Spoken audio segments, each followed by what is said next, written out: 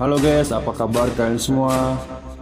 Kembali lagi bersama gue Supri di channel Rebahaners. Tidak pernah lupa, gue selalu mendoakan agar kalian dan keluarga sehat selalu ya.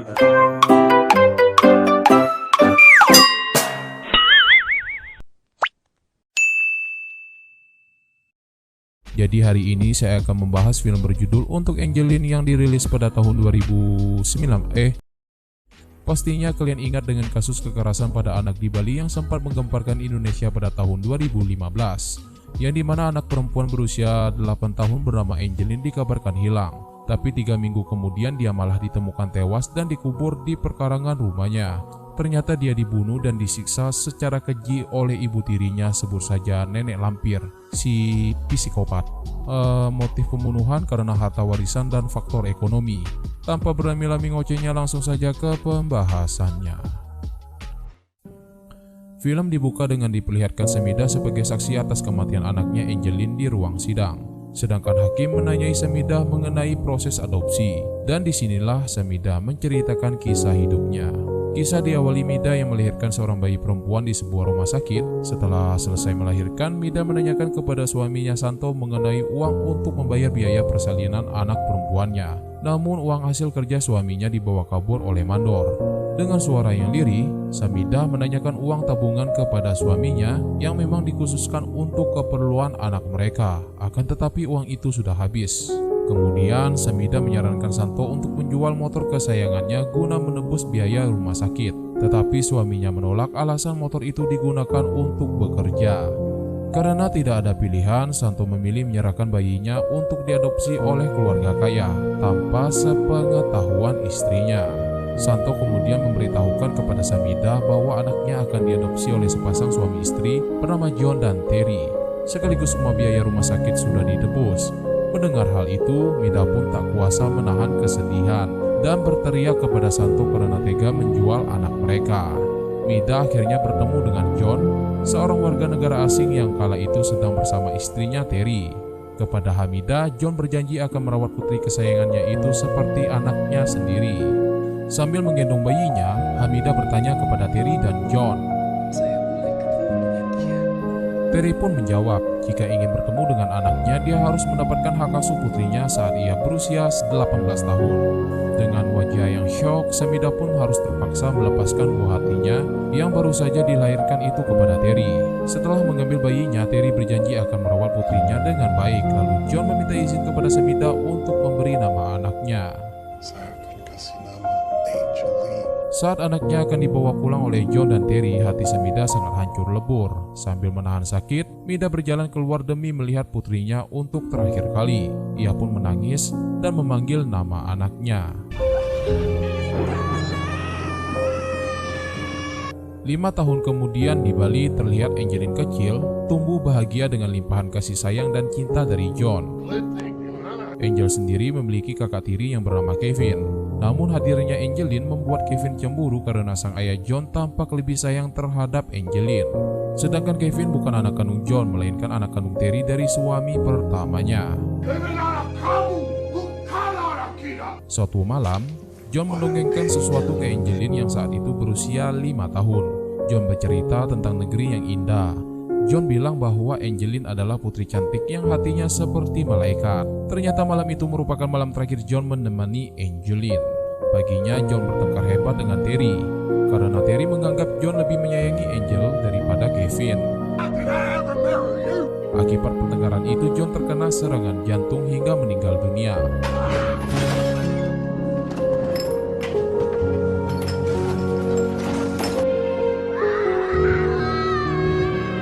Dan Terry juga mempersalahkan tentang aset kekayaan John yang sebagian besar diberikan kepada Angeline.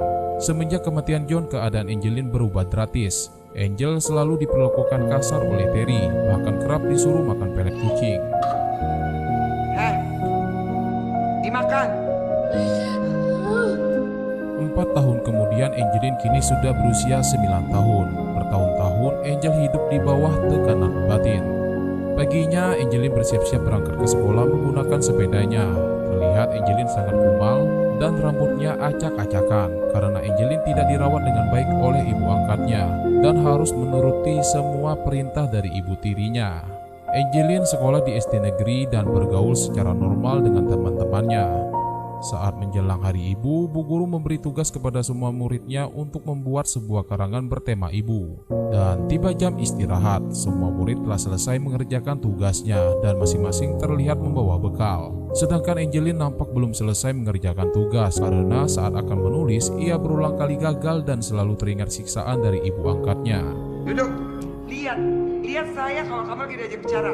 Kemudian teman-temannya yang sedang membawa bekal menghampiri Angelin. Salah satu teman dekatnya bertanya kepada Angel mengapa ia tidak jajan.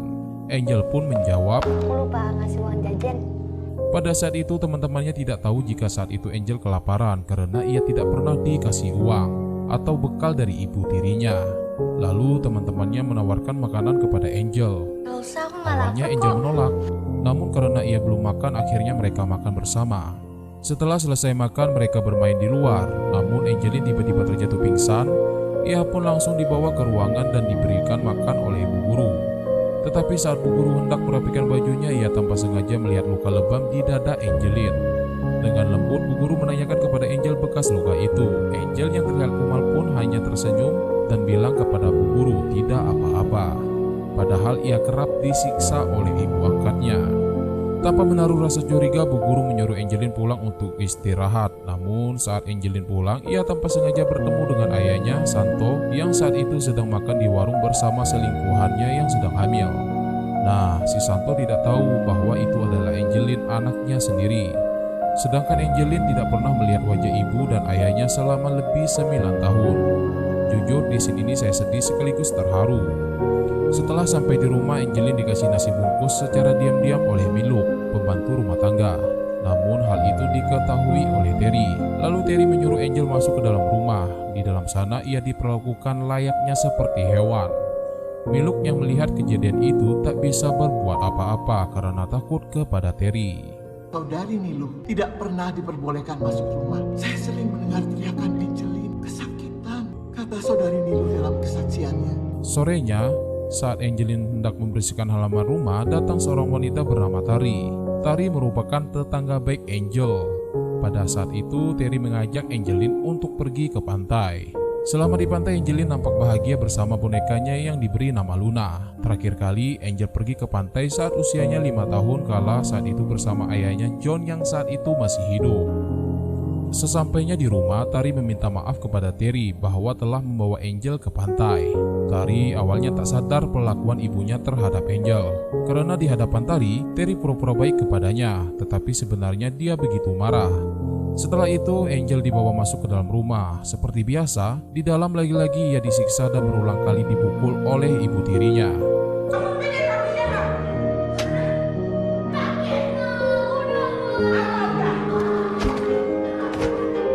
Di sisi lain, Hamidah yang sekian tahun mencari nafkah di Jawa memutuskan untuk kembali ke Bali dengan harapan bisa bertemu putri kecilnya Angelin yang sudah 9 tahun tidak ia temui. Sesampainya ia di Bali, Hamidah begitu kaget melihat Santo suaminya yang selama ini dia kirim uang setiap bulannya berselingkuh dengan wanita lain. Dan yang paling parahnya, ia menempati rumah milik Hamidah bersama selingkuhannya. Tak hanya itu, Santo tidak pernah memberikan uang kepada Hamidah dan tak pernah menafkahi istrinya. Sekarang kamu malah nikahin perempuan lain. Hati Hamidah sangat hancur dan sangat terpukul. Ia pun menangis di dalam kamar. Paginya, Hamidah mencari kesana kemari tentang keberadaan Angel seorang diri dengan berbekal foto bayi Angel di Bali. Tiba saatnya menyambut hari ibu saat acara di sekolahnya, di mana semua teman-temannya membacakan tulisan tentang kasih sayang diberikan oleh ibu mereka. Sedangkan si Angelin hanya bisa menceritakan kasih sayang yang diberikan oleh John, bapak angkatnya. Dan sama sekali tidak pernah diberi kasih sayang dan perhatian oleh ibunya. Yang didapatkan Angelin dari ibu angkatnya hanyalah kekerasan dan siksaan. Setelah mendengar itu, semua orang tua murid yang hadir terharu. Lalu Angel pergi meninggalkan tempat itu dan masuk ke dalam ruangan sekolah. Temannya yang bernama Kiara menghampiri Angelin bersama ibunya. Lalu Kiara bilang kepada Angel, Kamu boleh kok jadiin ini ibu kamu juga. dan menyuruh ibunya untuk membuatkan bunga kepada Angelin. Bu Guru juga menghampiri Angel dan bilang kepada Angel jika ada sesuatu yang terjadi pada dirinya, jangan sungkan untuk menceritakannya. Cantik seperti boneka. Setelah pulang sekolah, Angelin terbaring lemah di atas sofa. Wajahnya terlihat pucat sekali. Lalu Terry membangunkan Angelin. Ia menarik Angelin dan mendorong Angelin hingga terjatuh.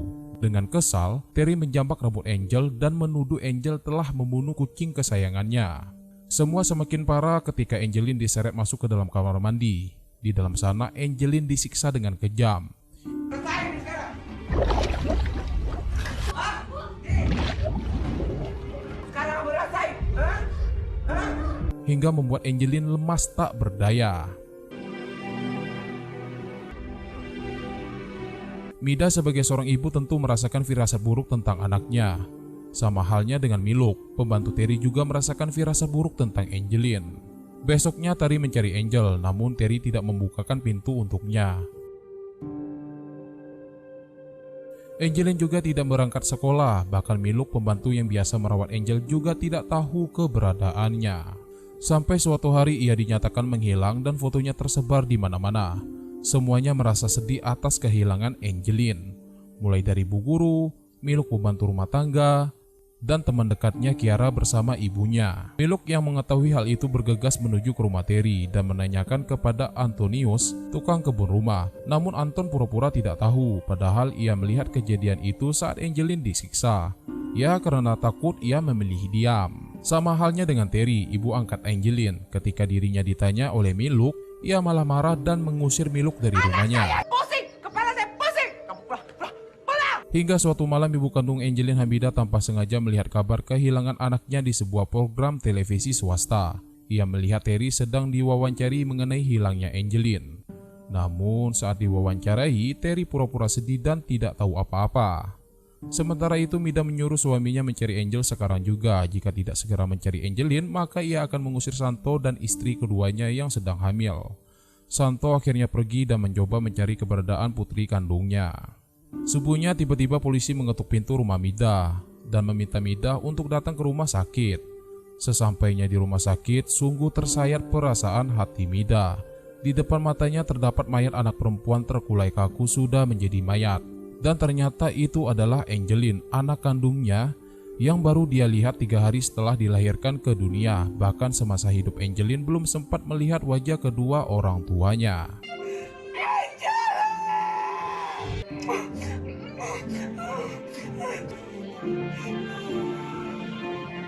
Santo pun merasa sedih dan menyesal mengapa waktu 9 tahun yang lalu dia tidak menjualkan motornya untuk menebus biaya rumah sakit. Karena waktu itu ia lebih memilih motor kesayangannya dibandingkan anaknya Angelin. Ya, untuk melampiaskan kemarahan dan penyesalannya, ia menghancurkan motor itu.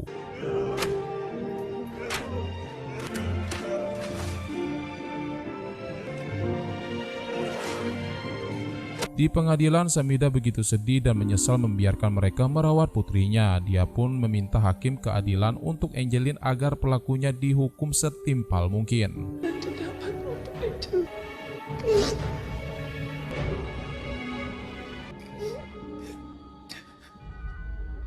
Di akhir film, Samidah mendatangi kuburan Angelin.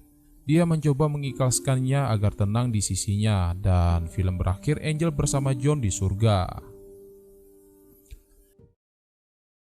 Dari film ini saya bisa belajar banyak tentang arti kehidupan dari anak kecil seperti Angelin yang tetap kuat dan tidak pernah mengeluh atas apapun yang terjadi dalam hidupnya. Kekerasan dan siksaan yang dia dapatkan tidak pernah sedikit pun dia ceritakan ke teman-temannya atau orang-orang terdekatnya, meskipun itu sangat menyakitkan. Dengan hadirnya film untuk Angelin ini diharapkan semakin meningkatnya kesadaran dan kepedulian masyarakat akan pentingnya perhatian dan kasih sayang kepada anak-anak.